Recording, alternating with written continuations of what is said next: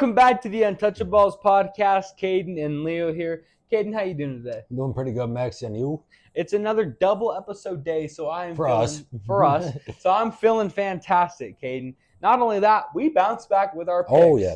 It is still early Monday, so we don't know the results of the Ravens and Chargers game yet, but we do know the results of some other crazy games, Caden. So let's start off in the college football realm. Yeah, we won't be able to cover, like you said, the Ravens-Chargers game this week. So I got to do some stuff for school tonight, so we won't be able to get that recorded and out for you guys. So you'll still get the other 9 games we talked about. Just, we're just going to assume, the Ravens win and cover. Against though, in our college football landscape, you had the Indiana Hoosiers who traveled to play the Ohio State Buckeyes, where it was a beatdown. Ohio State won 38-15.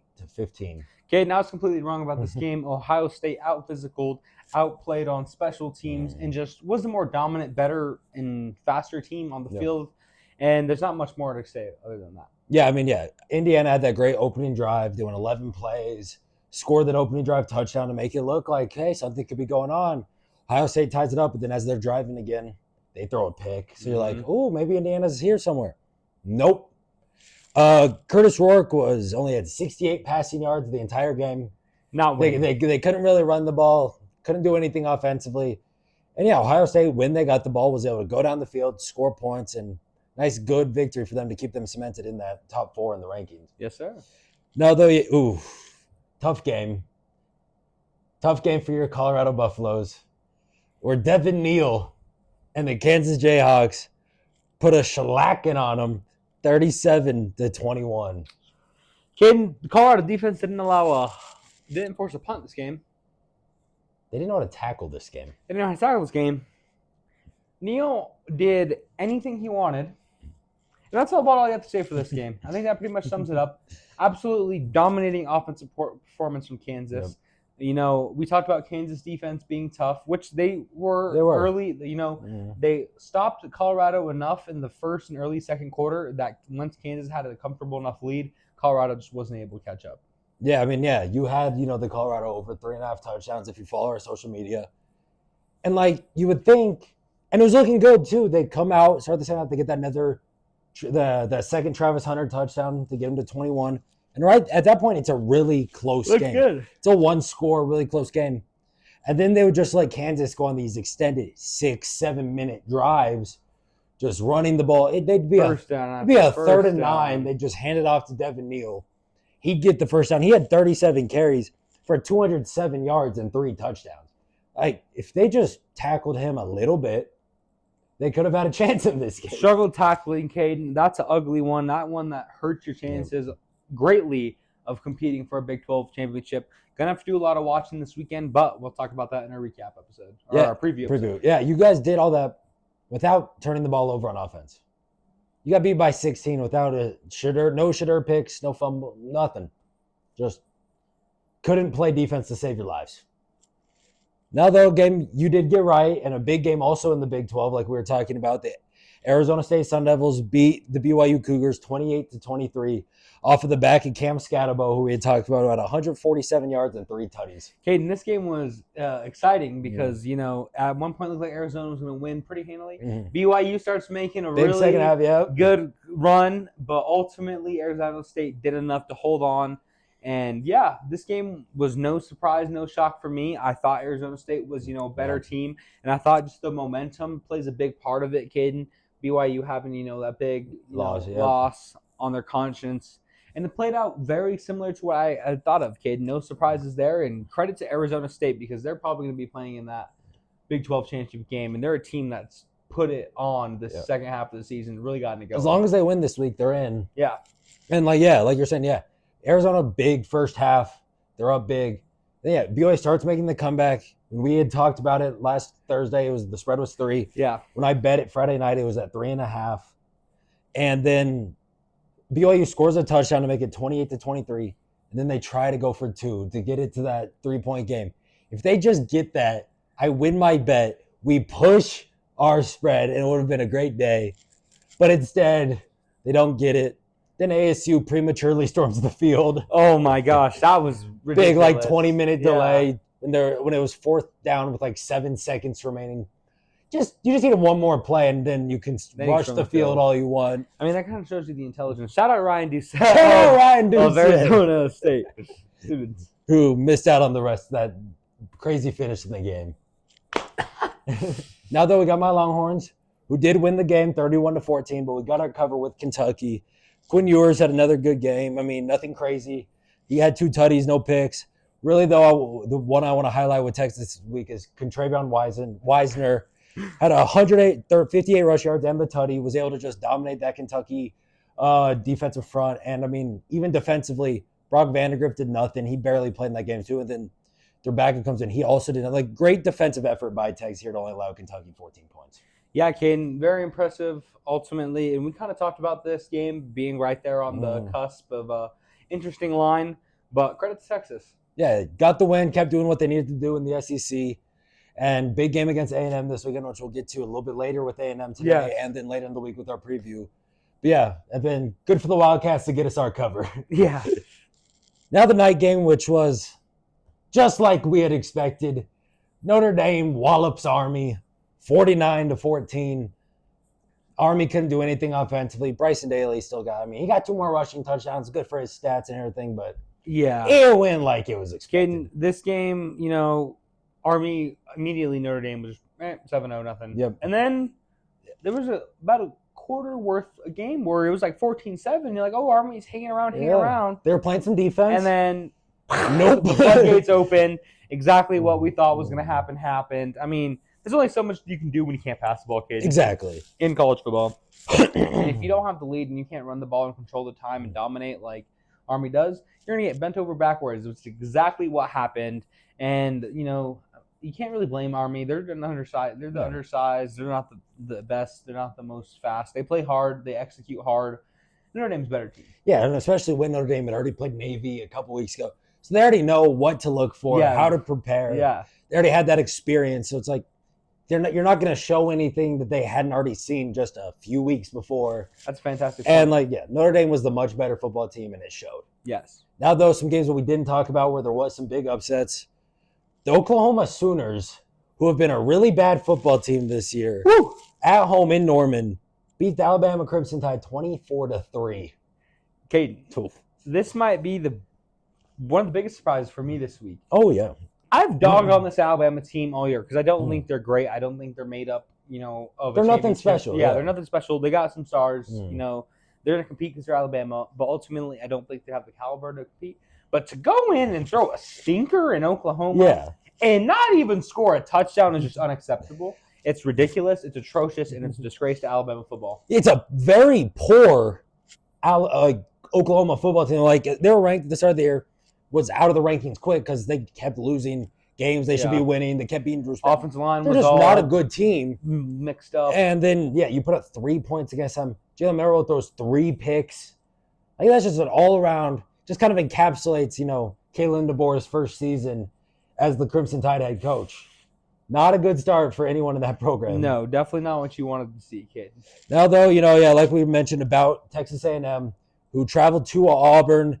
And if you looked at, our best bet, I had Texas A&M money line. I thought they should be able to go into Auburn, get the win, to really set up a huge matchup against Texas this weekend. 2 one-loss SEC conference teams. This game goes to quadruple overtime. So, good start for Auburn. They're going. Then A&M starts coming back. They really outscored them. They outscored them 24-10 in the second half. But they let Auburn get that field goal as about time expires to send it to overtime. Trade touchdowns in the first overtime. And then Auburn kicks a field goal in second overtime. So you're like, okay, if we can find the end zone here, we can win the game. They get held to a field goal. So now you go to the stupid, for some reason, alternating 2-point conversion thing that college football never should have changed to. We've talked about that rule this year. We don't like it. And they both get stopped in the third overtime, second overtime. Auburn scores. A&M doesn't. Auburn wins the football game. And now next week is even more of a must-win game for A&M going into the Caden, this A&M team is going to have their backs against the wall. They're going to be stacked up against the odds when playing Texas. And that is what you could not have done. There have been a few teams this week, Buffalo's included, who are in prime positions to get a victory and prepare themselves into important and, a more, I wouldn't say lax, but a better path come this next Oh, stretch yeah, of for college sure. football.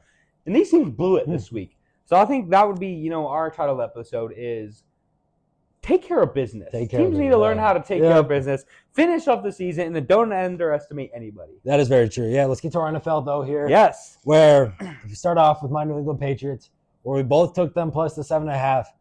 But like you had mentioned in the pod, this was a great spot for the Dolphins to just kind of finally rev up their offense and just kind of go in easy.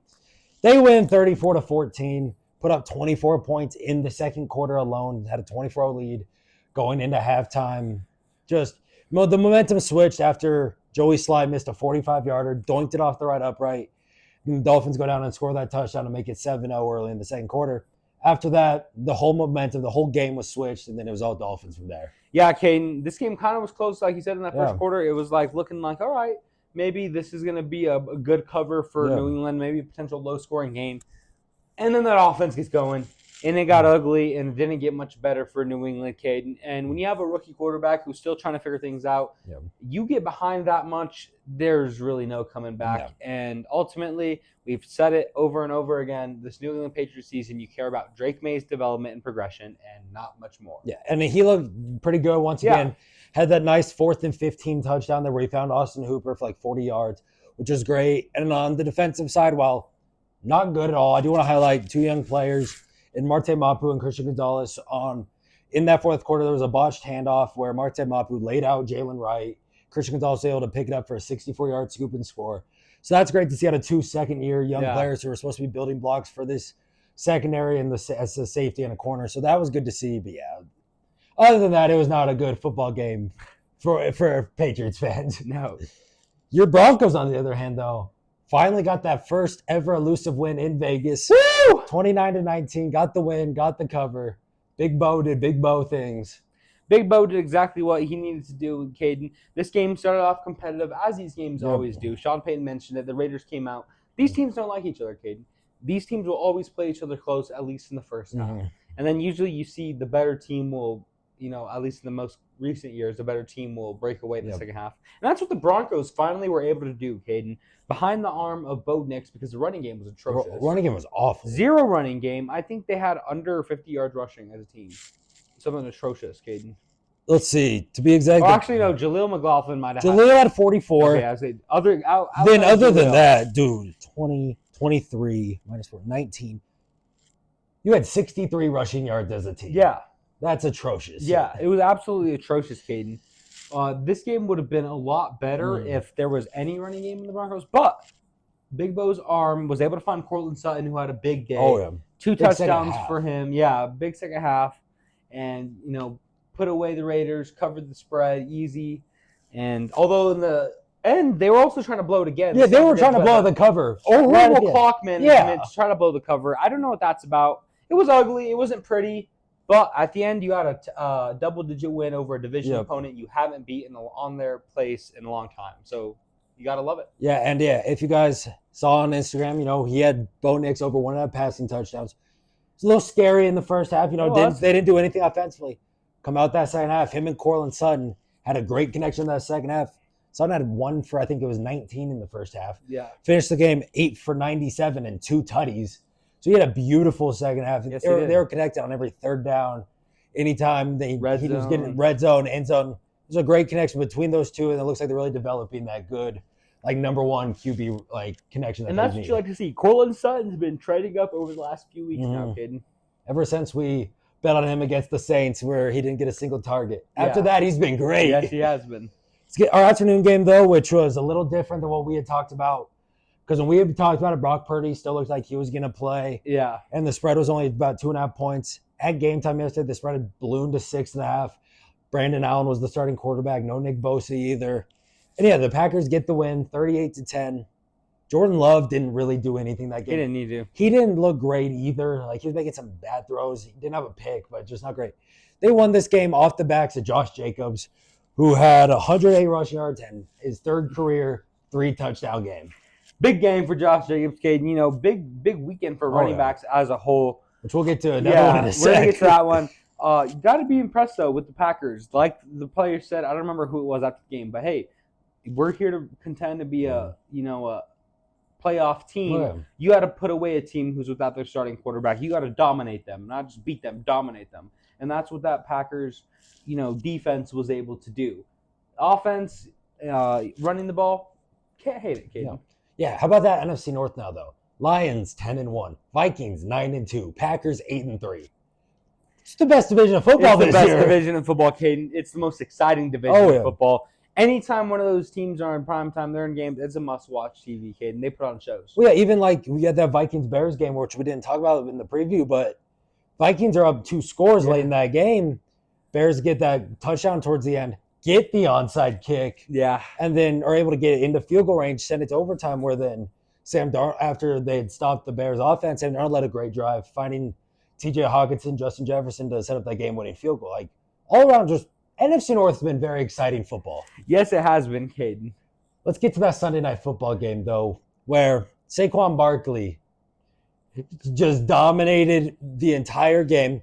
What was that, the 9th most rushing yards in a single game of all time? Of all time, NFL 255 rushing yards. Most as the Eagles running back history. 2 rushing touchdowns, another 50 on the ground. He had over 300 total yards as the Eagles win 37-20. Caden, I think let's give a clap for Saquon Barkley, because that's a very impressive performance.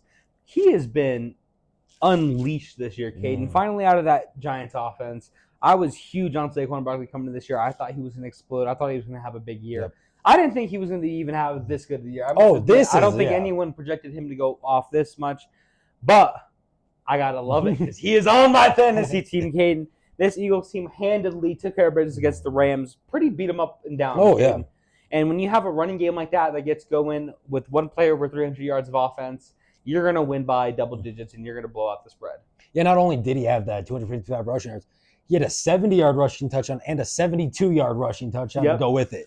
Gashing. It's been awesome to see what Saquon's done. He was averaging league high 113.5 rushing yards going into last night.